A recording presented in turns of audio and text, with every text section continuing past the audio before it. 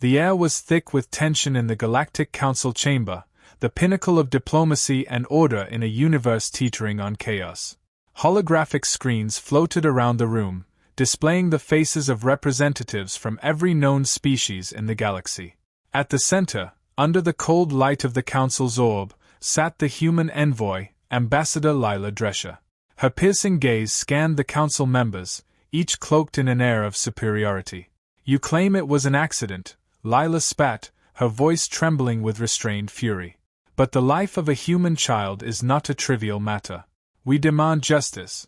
The Council leader, a towering Zenthri named Vorthak, clicked his mandibles. His voice, a resonant hum, echoed through the chamber. "Ambassador Drescher, the unfortunate incident involving the child was regrettable. However, humans are newcomers to the galactic stage. Mistakes happen." Lila's fists clenched. That mistake had a name. MIA. She was 7 years old. Your peacekeeping drones vaporized her during your so-called patrol of Earth's atmosphere. We sent warnings. We declared our airspace off-limits. Vorthak waved a claw dismissively. Earth's sovereignty is yet to be recognized. Your people must understand their place in the galactic hierarchy. The room buzzed with murmurs from the assembled species. Lila knew the Council viewed humanity as little more than an upstart race, a fledgling civilization still proving its worth. But this wasn't about worth. This was about vengeance. Straightening her back, she locked eyes with Vorthak. "We will not be silenced. Humanity has endured centuries of war, famine, and strife. Do you think we're so easily cowed?"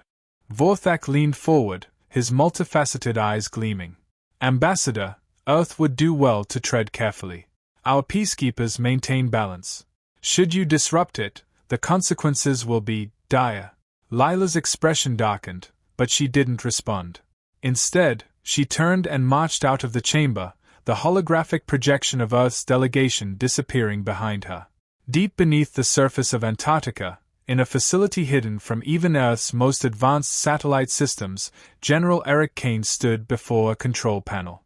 His face was hardened by decades of service, his uniform pristine. The room hummed with energy as rows of operators monitored ancient, yet formidable, machines. Lila stormed into the room, her heels clicking against the metallic floor. "They dismissed us." "Dismissed her," she said, her voice breaking for the first time since Mia's death. "They've left us no choice." Eric nodded solemnly. "The Council has underestimated us for too long." He turned to a massive console, its surface glowing with glyphs and symbols from a forgotten era. "Are you sure you want to do this? Once we activate the fleet, there's no going back." Lila's eyes burned with determination. MIA didn't have a choice. "Neither do we." Eric hesitated for only a moment before slamming his hand onto a biometric scanner.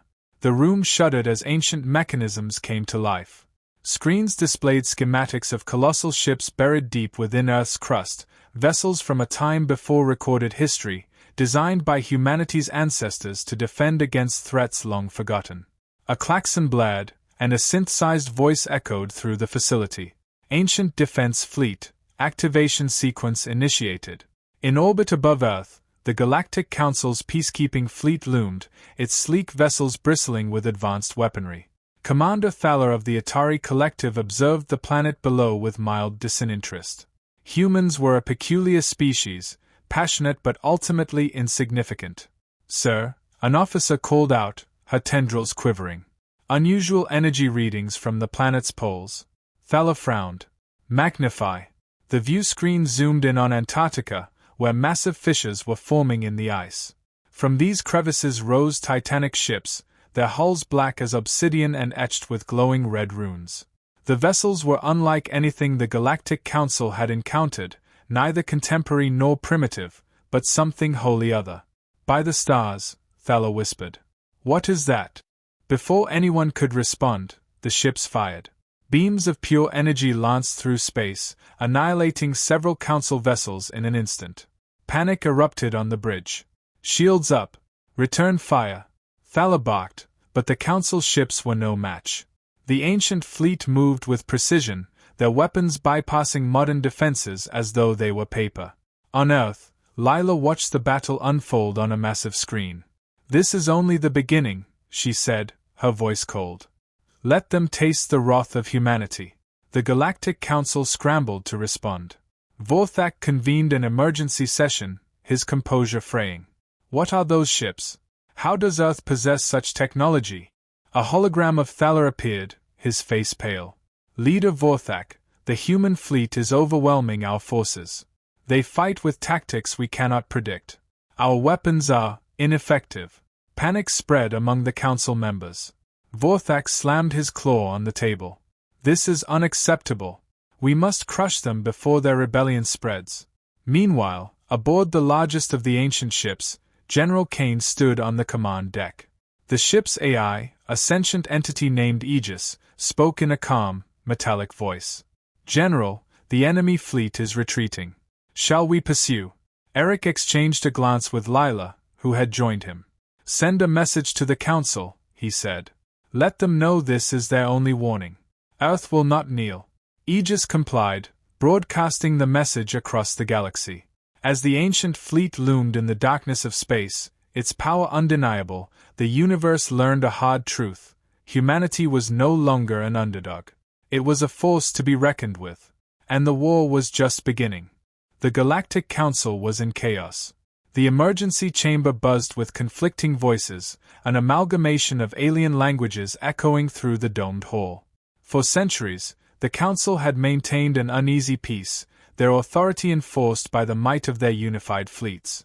But now, the unthinkable had happened. Earth, a backwater planet, had shattered that illusion with devastating precision. Leader Vorthak slammed his claw against the crystalline podium. "Order! We must regain control of this situation before the entire galaxy descends into anarchy." A towering Evloride diplomat, her serpentine form coiled tightly in agitation, hissed in response. "Control? You speak of control, Vorthak, when Earth's fleet obliterated 1/3 of our peacekeeping forces in mere hours. That is not control, that is humiliation."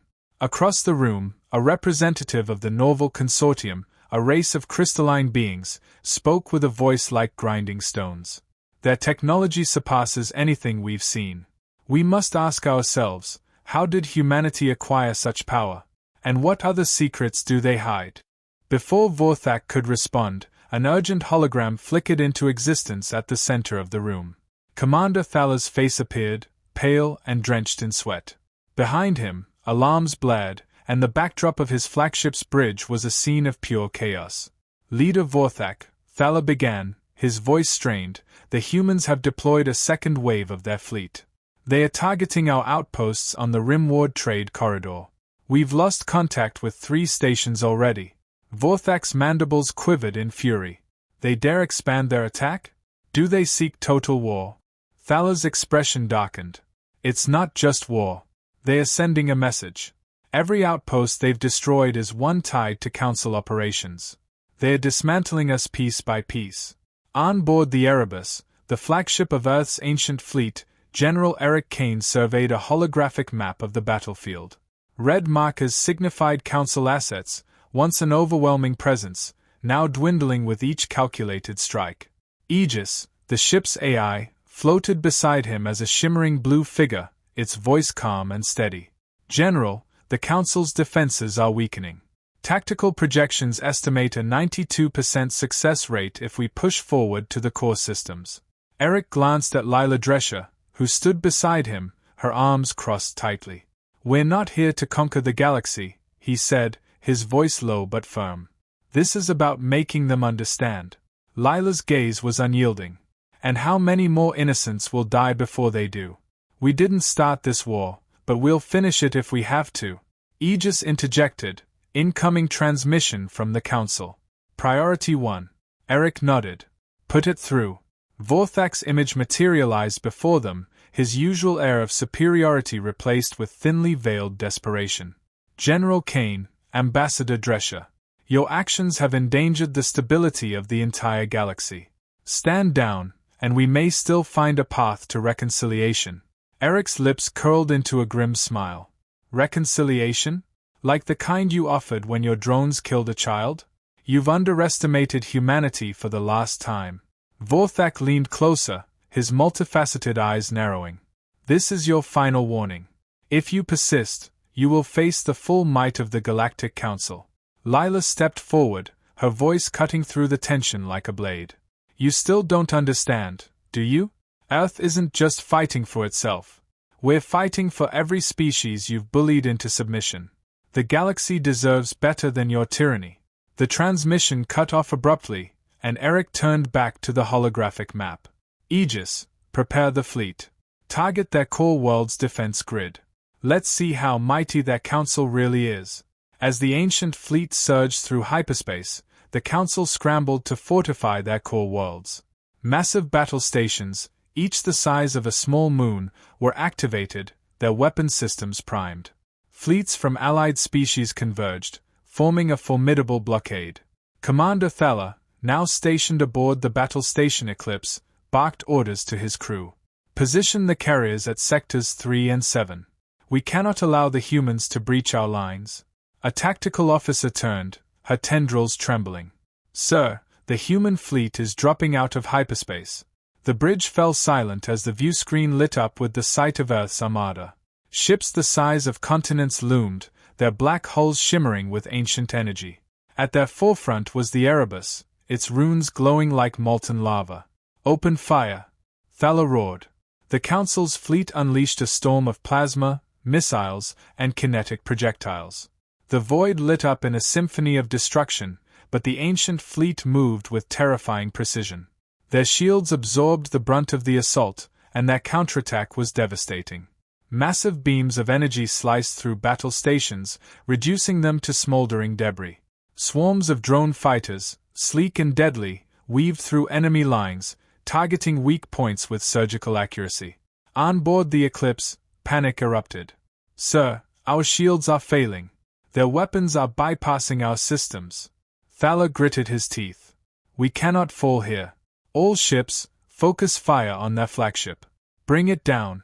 The Erebus shuddered as it absorbed the concentrated fire of the Council's fleet. Sparks flew across the command deck, and alarms blared. Aegis spoke, its voice unwavering. Shields at 60%. Recommend evasive maneuvers. Eric gripped the railing tightly. Hold course. Target their command ship. Lila stepped forward, her voice steady despite the chaos. This isn't just about the Council anymore. Every species watching this battle needs to see that they have a choice, submission or freedom. Eric nodded. Aegis, execute the Alios protocol.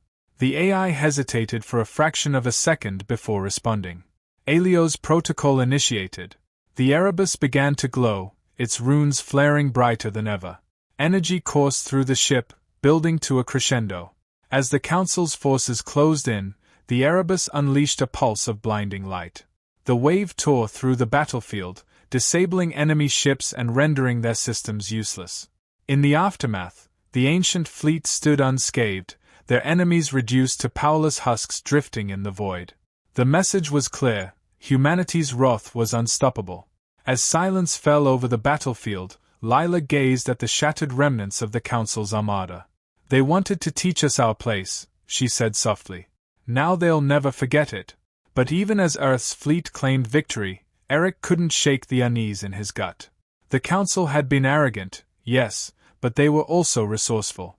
This war was far from over, and humanity's defiance had awakened forces far beyond the Council's reach. Forces that would not tolerate rebellion. The galaxy was watching, and it was preparing to strike back. The Council was reeling, but it was far from defeated. Deep within the secure heart of Tinivore Prime, the Council's central world, Vorthak convened an emergency meeting with the galaxy's most powerful factions. For centuries, their unity had been a facade of diplomacy held together by fear and subjugation. Now, humanity's defiance threatened to unravel everything. The chamber was a fortress carved from living crystal, its walls pulsing with a faint, rhythmic glow that mirrored the heartbeat of the Council's core AI. Around the vast table sat the galaxy's elites, warlords, oligarchs, and shadowy figures whose names were whispered only in fear. Vorthak's multifaceted eyes scanned the room. The humans have revealed their hand, he began, his voice a low growl. Their fleet is ancient, powerful, and unlike anything in our archives. Yet, they are but a single species. If we strike together, we can still crush them. A hulking warlord from the Thoraxi horde, his 4 arms adorned with blood-stained insignias, slammed a fist onto the table. Crush them? With what? Your fleets are in ruins, and their weapons cut through our defenses like vapor. Vorthak's mandibles clicked in irritation. The Council has reserves. Assets we have yet to deploy. The crystalline Norval representative tilted her head, her body refracting light like a shattered prism. Reserves? Or relics? You speak of the Omega Vault, do you not? The room fell silent. The Omega Vault was a legend, a repository of forgotten technologies from the galaxy's darkest ages. Its activation was forbidden, a final recourse in times of existential peril. They've left us no choice, Vorthak admitted. The vault contains weapons that predate even the ancient human fleet. If we do not act, the balance of power will be destroyed. From the shadows, a lithe figure wrapped in shadow-cloaked armor spoke. Balance. The voice was sharp, like a blade drawn in darkness. This is not about balance. This is about fear. You fear humanity because they've shown you that your power is not absolute. Vorthak's claws scraped against the table. And what would you suggest? That we sit idly by as they dismantle us? The figure leaned forward, their face obscured but their presence unnervingly palpable. No. I suggest we stop fighting a war on their terms. Activate your vault, unleash your horrors, but understand this, once you open that door, you cannot close it again. Vorthak hesitated, then nodded. So be it. The Omega Vault will be opened. Humanity will learn the price of defiance. On Earth, the ancient fleet hovered above the planet like a celestial fortress. Humanity was united in a way it hadn't been in centuries. Governments had set aside their differences, and every resource was funneled into maintaining and upgrading the fleet. Across the globe, massive factories churned out drones, weapons, and supplies at an unprecedented rate. In the command center of the Erebus, General Eric Kane and Ambassador Lila Drescher reviewed reports from their scouts. The Council's movements were erratic, their forces regrouping at key strongholds, but there was an ominous silence across their communication channels. They are planning something, Eric said, his voice heavy with suspicion. The Council doesn't retreat without a strategy. Lila frowned. What could they have left? We've decimated their fleets, dismantled their outposts. They must know they can't win. They are desperate, Eric replied. Desperation makes people dangerous. Aegis materialized, its glowing form flickering with activity. General, a priority signal has been intercepted.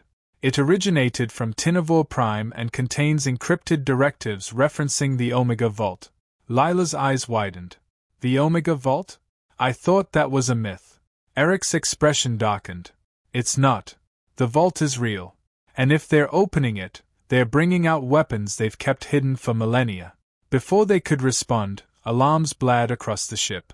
Incoming transmission, Aegis announced. Unidentified object detected on approach vector. The view screen displayed a massive structure emerging from hyperspace. It wasn't a ship, it was a floating fortress, its surface bristling with ancient weaponry. Strange glyphs glowed across its hull, pulsating with a malevolent energy. That's no Council tech, Eric muttered. That's something else entirely. In the depths of the fortress, the Council's engineers worked feverishly to awaken the relics stored within. Massive containment chambers opened one by one, revealing horrors long buried. Biomechanical war machines, sentient AI constructs with genocidal tendencies, and weapons capable of tearing apart the fabric of space itself. Vorthak stood at the heart of the operation, his mandibles twitching with anticipation and dread. Activate them all, he commanded. Humanity will face the wrath of the galaxy's forgotten past. The first of the war machines emerged, a towering construct of living metal and pulsating organic matter. Its eyes burned with an unnatural light as it scanned its surroundings, processing its orders with cold efficiency. Deploy to Earth, Vorthak ordered. Let them see what true power looks like. The battle that followed was unlike anything the galaxy had ever witnessed.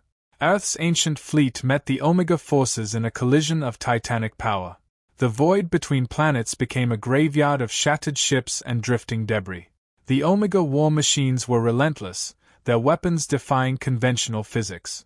One machine tore through an entire line of Earth's ships with a single strike, its tendrils of energy corroding even the impenetrable hulls of the ancient fleet. On board the Erebus, Eric and Lila watched as their forces struggled to hold the line. "We can't match their firepower," Lila said, her voice tight with urgency. "They'll tear us apart." Aegis interjected, analysis complete. "The Omega forces are susceptible to energy disruption. If we overload their power cores, we can destabilize them." Eric's mind raced. "But that would require us to get dangerously close. It's a suicide mission." "I'll go," Lila said without hesitation. Eric spun to face her. "Absolutely not. You're too valuable. And you're too stubborn," she shot back. "We're all risking everything. I'm not sitting this out." Before Eric could argue further, the Erebus shuddered violently. An Omega construct had latched onto the ship, its tendrils piercing the hull. The crew scrambled as systems failed, and the lights flickered ominously. "We don't have time for this," Lila said, grabbing a plasma rifle. "You handle the fleet." "I'll handle that thing." Eric hesitated, then nodded. "Stay alive, Drescher." As Lila led a team to repel the invader, Eric focused on the bigger picture. "Aegis," he said, "if this is what the Council has hidden, we need to know what else they are keeping from us. Find their vault's coordinates." "Coordinates located," Aegis replied. "But accessing it will require bypassing their planetary defenses." Eric stared at the battlefield, his jaw clenched. "Then we'll burn our way through." The battlefield over Earth had transformed into a tempest of destruction. The Omega war machines tore through Earth's fleet with a ferocity unseen in millennia. Massive bursts of energy illuminated the void as the two forces clashed, ancient Earth technology fighting against horrors from an age even older. On board the Erebus, General Eric Kane gripped the railing of the command deck as the flagship shuddered under the relentless assault. "Damage report," he barked. An officer scrambled to respond. "Shields at 23%, multiple decks compromised. Hull integrity critical." Eric's jaw tightened. The Omega construct latched onto their ship was tearing through it like a predatory beast.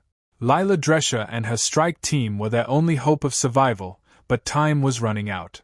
Deep within the Erebus, Lila led her team through smoke-filled corridors, the sounds of groaning metal and screeching alarms all around them. The construct's tendrils had burrowed into the ship's structure, pulsating with a sickly glow as they consumed power directly from the reactor. Lila raised her plasma rifle, signaling her team to stop. Ahead, the construct's core loomed, a mass of writhing metal and organic tissue that seemed to pulse in time with the ship's failing systems. "This is it," Lila whispered. "We take that thing out, or we all die." One of her soldiers, a young man with soot-streaked cheeks, swallowed hard. "How do we even get close to that?" Lila's eyes narrowed. "We make a path. Focus fire on the tendrils. Disrupt its connection to the ship." At her command, the team opened fire. Bolts of plasma seared through the air, striking the tendrils and causing them to writhe violently. The construct let out a deafening, inhuman screech, its core glowing brighter as it retaliated. Tendrils lashed out, striking walls and scattering the team. Lila rolled to the side, narrowly avoiding a strike, and fired a direct shot at the core. The plasma bolt hit its mark, sending cracks spidering across the glowing surface. "It's working. Keep hitting it." The construct roared again, its movements growing erratic. But with each shot, the cracks widened until, finally, the core erupted in a blinding explosion. The force threw Lila and her team back, but when the smoke cleared, the construct was gone. Breathing heavily, Lila keyed her comm. "Eric, the construct is down. You've got your ship back." On the command deck, Eric let out a breath he hadn't realized he was holding. "Good work, Lila. Now get back up here, we're not done yet." The Erebus stabilized, its systems flickering back online. The view screen showed the battle outside, where the Omega machines were still wreaking havoc. The fleet was holding, but only barely. "Aegis," Eric said, turning to the shimmering AI. "Do we have the vault's exact location?" "Affirmative, General. The Omega Vault is located beneath Tinavor Prime's capital city. Its defenses are extensive, including planetary shields and automated sentry arrays. Eric frowned. What about the Vault's power source? If we take that out, analysis indicates a single fusion nexus powering the entire installation. Its destruction would disable the Vault's defenses and containment systems. Lila, now back on the deck, overheard the exchange. If we do that, won't we release whatever else they've got locked up down there? Eric nodded grimly. We don't have a choice. If the Council gets those machines fully operational, it's the end of us, and everyone else who opposes them. Lila stepped beside him, her gaze firm. Then let's finish this. The fleet regrouped, battered but determined. Eric's plan was audacious, a direct strike on Tinavor Prime. The ancient fleet would engage the Council's defenses, drawing their forces away, while a strike team infiltrated the vault to destroy the fusion nexus. As the fleet jumped to hyperspace, tension filled the air. The crews knew the odds. This was a suicide mission for many of them. But humanity had no room for hesitation. This was survival. When they dropped out of hyperspace, Tinavor Prime loomed before them, a glittering jewel surrounded by a massive defensive fleet. The Council had fortified the planet to the teeth, with battle stations, orbital turrets, and squadrons of fighters waiting to intercept. Eric stood on the command deck, his voice steady as he gave the order. All ships, engage at will. Let's show them what humanity is made of. The ancient fleet surged forward, its weapons blazing. The void erupted into chaos as Earth's ships clashed with the Council's forces. Fighters weaved through the carnage, dodging beams of energy and missiles as capital ships exchanged devastating broadsides. On the surface of Tinavor Prime, Lila led the strike team in their infiltration of the vault. The planet's capital city was in chaos, its inhabitants fleeing as the battle raged overhead. The vault entrance was a massive structure guarded by automated sentries and heavily armed soldiers. Move fast and stay low, Lila ordered as the team approached the entrance. They engaged the guards in a brief but brutal firefight, disabling the sentries and breaching the vault. Inside, the air was heavy with an ominous energy. The walls were lined with containment chambers, each holding a nightmare from the galaxy's forgotten past. Biomechanical monstrosities, ancient AIS, and weapons capable of annihilating entire star systems loomed in the dim light. Lila's team moved swiftly, guided by Aegis's uplink. The fusion nexus is at the core, Aegis informed them. You'll need to manually override the safety protocols to trigger a meltdown. Reaching the nexus, the team faced their final challenge, a massive guardian construct that emerged from the shadows. It towered over them, its glowing eyes fixed on the intruders.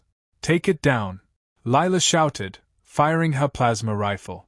The team fought valiantly, but the construct was relentless.